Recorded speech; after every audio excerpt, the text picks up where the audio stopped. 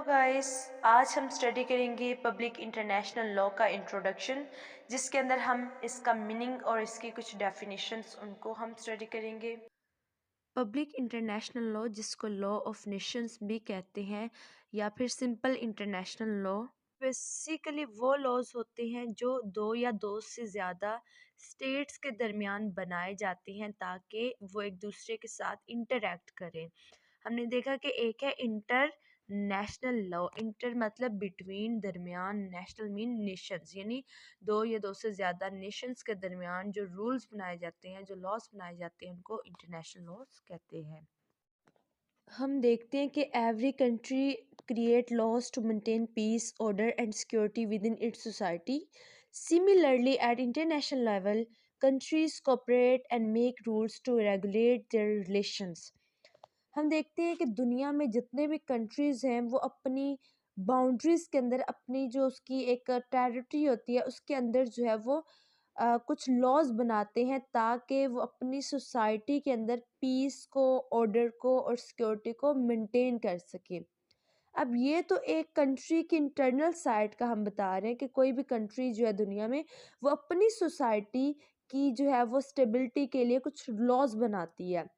इसी तरह similarly at international level में, अगर हम इंटरनेशनल लेवल की बात करें या ग्लोबल लेवल में देखें, तो वहाँ पे क्या होता है कि कंट्रीज जो होती हैं वो कोऑपरेट करती हैं ताकि वो बनाए को रूल्स बनाए और वो एक दूसरे के जो रिलेशंस हैं उनको रेगुलेट करें।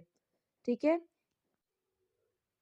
Countries come together to form binding rules of mutual benefit, peace, justice and common interest such as trade. ठीक है।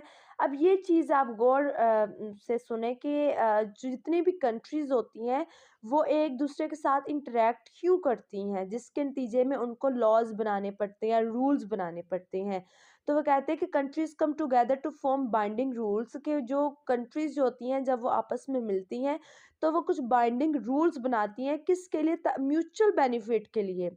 जब भी वो इंटरेक्ट होती हैं एक दूसरे से, तो उसमें उन दोनों का फ़ायदा होता है, उनका कोई अपना एक नेशनल इंटरेस्ट होता है और उसी नेशनल इंटरेस्ट को गेन करने के लिए जो है वो ये रूल्स बना रही होती हैं। अब नेशनल इंटरेस्ट उनका ये हो सकता है कोई ट्रेड वगैरह, ये ठीक है। उसके बाद इंटरनेशनल लॉ जो है वो स्ट्रेंथन करता है cooperation among state and place a wider role in ensuring global order. International law जो होता है वो स्टेट्स के दरमियान कोऑपरेशन को बढ़ाता है, साथ ही जो है वो ग्लोबल ऑर्डर को जो है वो इंश्योर करता है। अब ये इसकी कुछ डेफिनेशंस है। सबसे पहले जेरेमी बेंथम। अच्छा, जेरेमी बेंथम वो हैं इंग्लिश फिलोसोफर थे जिन्होंने फर्स्ट टाइम जो इंटरनेशनल लॉ जो है ये टर्म यूज़ की। ठीक है। इससे पहले कभी भी इंटरनेशनल लॉ की टर्म यूज़ नहीं हुई। पहले जो law of Nations he use किया जाता था, तो इंटरनेशनल लॉ जो है वो फर्स्ट टाइम जो है वो जेरेमी बेंथम ने ही यूज़ की ये टर्म। अच्छा, जो फादर है इंटरनेशनल लॉ के वो ह्यूगो ग्रोटियस हैं।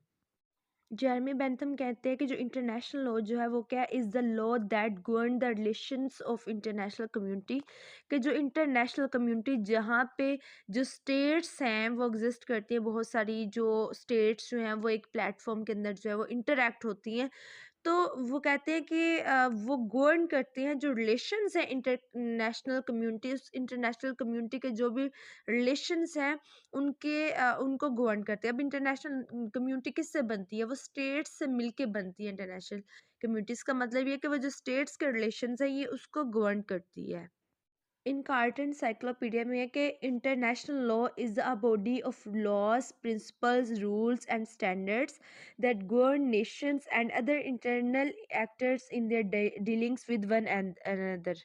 कहते हैं कि इंटरनेशनल लॉ जो होती है ना, इसके अंदर क्या होता है कि ये कुछ लॉज की, प्रिंसिपल्स की, इसके अंदर रूल्स होते हैं, स्टैंडर्ड्स, ये उसका कम्बिनेशन या उसकी बॉडी होती है। इसमें सारी चीज़ें होती हैं कि जो गवर्न करती है नेशंस को, जिसके ज़रिए जो है नेशंस जो हैं वो चल रही होती हैं, एक दूसरे के साथ इंटरेक्ट होती हैं। उसके अलावा and other internal actors in their dealings with one another, यानी जितने भी जो दूसरे इंटरनल एक्टर्स हैं वो जब एक दूसरे के साथ जो है वो इंटरैक्ट होते हैं, तो उनको कौन गवर्न करता है? उनको भी यही लॉज़ करते हैं, यही रूल्स होती हैं। अब जितनी भी चीज़ें इंटरनेशनली जो चल रही होती हैं, ये किसी न किसी प्रिंसिपल के तहत, किसी न किसी रूल या लॉ को फ़ॉलो करते हुए ही चल रही होती हैं। तो जो इंटरनेशनली जो रूल या लॉ फ़ॉलो किया जाता है, उसी को इंटरनेशनल लॉ कहते हैं। फैनविक कहते हैं कि it is a body of rules accepted by general community of nations defining their rights and procedure for protecting those rights or addressing violations. कहा जाता है कि फैनविक कहते हैं कि ये जो इंटरनेशनल लॉ जो होते हैं, ये कुछ रूल्स की बॉडी होती हैं जो एक्सेप्टेड किसके ज़रिए होती है, जो इंटरनेशनल कम्युनिटी होती है नेशंस की, उनके ज़रिए एक्सेप्टेड होती हैं। अच्छा, ये जो इंटरनेशनल कम्युनिटी, हमने ये भी देखा कि जो इंटरनेशनल कम्युनिटी होती है वो नेशंस के ज़रिए बनती हैं। जब स्टेट्स मिल जाती है तो वो इंटरनेशनल कम्युनिटी होती है। अब वो जो रूल्स जो इंटरनेशनल कम्युनिटी एक्सेप्ट और फॉलो करती है, हम उसको कहते हैं इंटरनेशनल लॉ। अब ये जो इंटरनेशनल लॉ जो होता है वो क्या करता है, defining their rights and procedure for protecting those rights और एड्रेसिंग वायलेशन। अब आपका जो इंटरनेशनल लॉ ही आपको बताता है कि एक जो स्टेट के क्या राइट्स हैं, उसकी क्या प्रोसीजर्स हैं प्रोटेक्ट करने के लिए अपने राइट्स को, यानी एक तो अपने राइट्स और फिर उन राइट्स को प्रोटेक्ट करने के लिए वो प्रोसीजर्स बताते हैं, या फिर एड्रेस करने के लिए वायलेशंस को, वो सारे इसके अंदर तरीके बताए जाते हैं, हर चीज़ इसमें मौजूद होती है। जे स्टार कहते हैं कि it is a body of principles and rules of conduct which states consider themselves bound to observe and therefore follow in their relations with each other. ठीक है, इसमें ये कहते हैं कि जो ये एक बेसिकली एक बॉडी होती है प्रिंसिपल्स की या रूल्स का कम्बिनेशन होता है, जिसके अंदर क्या होता है, जो स्टेट्स होती है ना, वो खुद को बाउंड कंसिडर करती है, या वो खुद को जो बाउंड समझती है। बाउंड किस लिए समझती है? क्योंकि वो उन पे इम्प्लीमेंट हो रही होती है और वो उनको फॉलो कर रही होती है, ठीक है।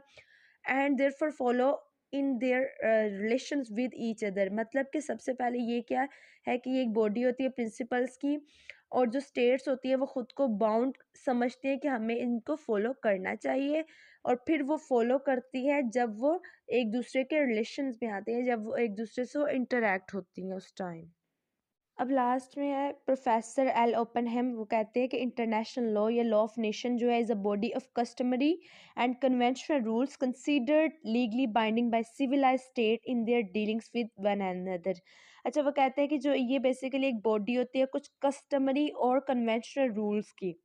अच्छा, सारे कहते हैं कि ये बॉडी रूल्स की होती है, प्रिंसिपल की ये।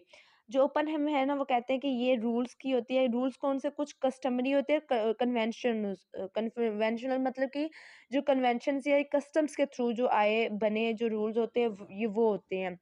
जो कंसीडर की जाती है legally binding by civilized state, यानी इसमें क्या आता है कि जो स्टेट्स होती हैं वो बाउंड होती हैं, और ये जो इंटरनेशनल लॉ, ये जो रूल होते हैं वो लीगली बाइंडेड किसके ज़रिए होते हैं? सिविलाइज्ड स्टेट्स से। वो उनको फ़ॉलो करती हैं in their dealings with another, यानी जब वो एक दूसरे के साथ जो है वो डील कर रही होती हैं, इंटरैक्ट करती हैं, तो उस टाइम जो है वो इनको यूज़ करती हैं, इनके अकॉर्डिंगली वो चलती हैं।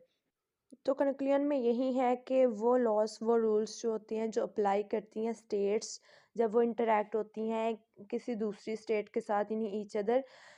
अगर आपको ये मेरी वीडियो अच्छी लगे तो लाइक कीजिए, कमेंट कीजिए और सब्सक्राइब कीजिए। Thank you so much.